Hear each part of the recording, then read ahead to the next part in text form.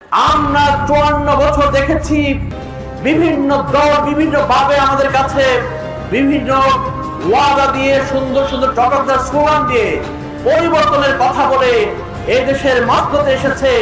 তাদের ভাগ্যের পরিবর্তন হয়েছে, জনগণের ভাগ্যের কোনো পরিবর্তন হয়নি। যে দেশের মানুষ রক্ত দিতে জানে, আমাদের ছাত্র রক্ত দিয়েছে, জীবন দিয়েছে, সেই রক্তকে আমরা আর বৃথা যেতে দিতে পারি না।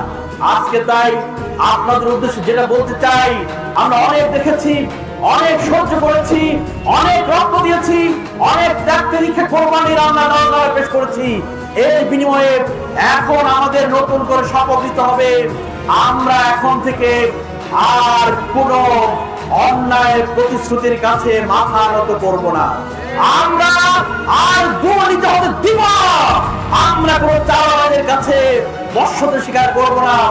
আমরা এদেশে অন্যায়, এদেশের জুলুম, বাংলাদেশের সেই মেহনতি মানুষের রক্তে বেচা সেই অর্থকে যারা লুট করে হাজার হাজার কোটি টাকা বিদেশে পাচার করে আমরা চিরতরে সেই পথকে বন্ধ করতে চাই।